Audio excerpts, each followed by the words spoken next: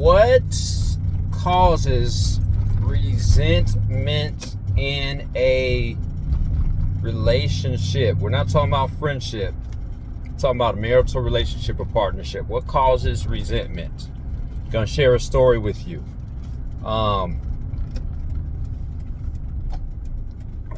Before I share that story, hit the like button, hit the bell notification, smash the like button, hit the bell notification, and hit the subscribe button. Everybody knows that this is my second go round in marriage. My first go round, 16 years. 16 years. And I worked very, very hard, and I continue to do so to this day. I worked so hard to accomplish things, and I'm quite sure if my ex was watching this, she would probably agree. She'd probably agree. I worked so hard to make things happen that I did not feel, and this is the important thing, I did not feel that she had continued to work as hard as me. So what you had me doing was paying all of the bills. I had no problem doing that. I had no problem paying the bills. No problem putting my best foot forward. But, I'm going to say but, and I know when you put the but right after that, that kind of negates what you said prior to the but. Or should I say however, however we want to use it. However, when I saw that she was not working as hard as I was towards our goals, paying stuff off, I'm making these moves, I'm making this, I'm doing this, and yes, it became self-centered. I because it was true. I began to build up a resentment. I began to build up it was a small festering resentment that continued to build up inside me. Whenever there is an imbalance, whether it's in faithfulness, whether it's in finances, whether, if you guys are both going into it, say if we're both going into it making good money and we're both doing this, if there's not a life-changing event which causes a person to, an illness, number one, you give grace for the illnesses, your partner can't work, but blah, blah, blah. You give those graces, birth of a child, you have leniency, but if you have none of those things going on, and somebody lets off the gas, and you still have the other person going full steam ahead, resentment will build. Whether it is, look, here's the thing. Had I been a woman and the man decided to take his foot off the gas and take the back seat and coast, should have kicked my ass to the side. I have no problem understanding that. That is a proven fact. That is a proven fact. I'd have got kicked to the side. Somebody else would have been chosen better. It's proven fact that that's what happens. Usually women may get a pass at it. But whenever there's a tipping or an imbalance of scale like that, and you have one person going full steam ahead and the other person decides to let back. I had my cousin actually told me about an instance. She was like, yeah, so-and-so was working, and after they got married, the other person just quit, just stopped.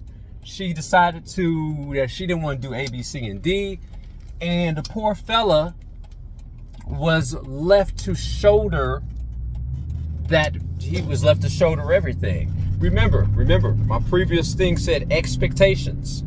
Those expectations need to be put out on the table. Hey, we're going at this together.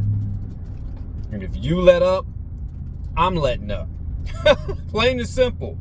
It's because I just came from something like that. I'm going full steam ahead, experiencing burnout. That guy that's coming home doesn't want to come home anymore.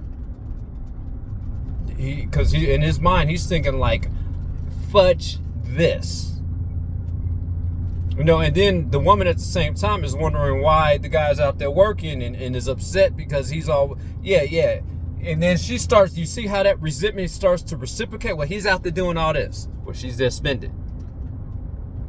You know, it's just keep the scales balanced. If you guys both are going into it, that is the expectation. And if you guys both decide to let off the gas, that needs to be a conversation where both you guys are looking at each other's financial situation, and that decision needs to be made jointly. And if it's not made jointly, yeah, it's not good. That's not good. I'm only telling you guys from experience, folks. I'm only telling you guys from experience. And not only have I said this, but I met one of my clients years ago. Name was John. And he told me, he said, hey, this is my second go round. And he was a small business owner. I'm not a small business owner. I'm still mom and pop. Small business, he was making about $7 million with a big collective company. Second go round. He said, dude, this is my, he was about 70 something at the time. He said, this is my second go round. And he said, I made all of my expectations known. This is what I expect. She made all her expectations known, and we're going at it. He's no other way. He said, and I think as adults, because keep this in mind, when we're kids getting married, or we just trying to figure it out. We just going which way the wind blows. Okay, I think I feel good one day, and then you don't know the reason why certain people are changing up in the midst of relationships, and you don't know what to do. You kind of feel stuck because you didn't make that expectation known. You didn't know how to. You didn't have an adult like me sitting there saying like, no, you guys need to have some expectations. Like I told my young apprentice when he was working with me, I said, if you're going to take this business, you should expect your wife to know the ins and outs of this business. She doesn't necessarily have to be there doing the work, but she needs to know the operations, the CFO, in case something happens to you, she can keep the dollars rolling in while you recuperate. Because if she does not know how to do that, and I've seen it happen in this business, then you're up shit's creek. Medical bills, blah, blah, blah. You guys need to be in this together. What if she's working? Okay, and? She doing all that for the boss. Her boss. Keep this in mind. As soon as she leaves her regular job and comes home to the head of your household, you are the leader.